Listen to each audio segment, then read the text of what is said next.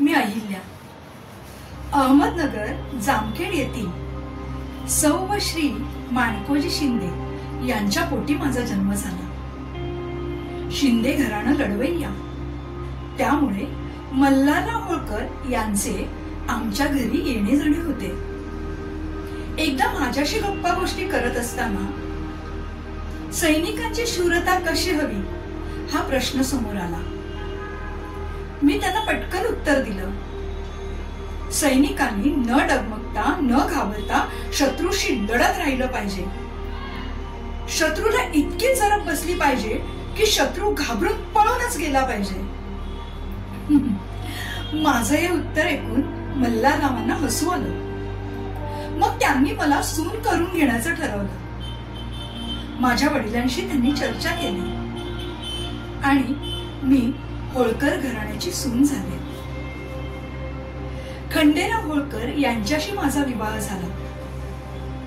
मी माणकोजी शिंदे, अहिल्या माणकोजी शिंदे ची मी अहिल्या खंडेराव होळकर झाले. होळकर घराण्यात प्रचंड सैन्य.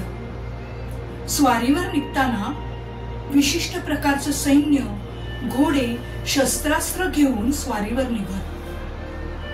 खरं तर मी लढाईविषयी खूप ऐकलं होतं, पण होळकर घराण्यात मला ते प्रत्यक्ष पाहायला मिळालं. मग चोंडी, जामखेड, अहमदनगर सगळ्या सीमा मी पार केल्या. मध्य प्रदेशमध्ये शत्रूशी लढताना होळकर घराण्याला कोणकोणत्या समस्या यायच्या व त्याचं निवारण कसं केलं जायचं याचं मला माझे सासरे मल्हारराव होळकर यांच्याकडून प्रत्यक्ष अप्रत्यक्ष शिक्षण मिळेल. पण एके दिवशी कुंभेरी येथील जाट सैन्याशी लढताना माझे पती खंडेराव यांना तोफेचा गोळा लागून वीरमरण आले. मग मी सती जायचं ठरवलं, पण मल्हारराव होळकर यांनी मला खूप समजावलं.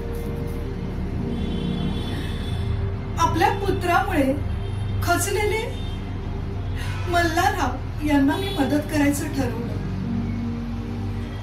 मग मल्हारराव मला लष्कर, मुलूक यांच्याविषयी शिक्षण देऊ लागले.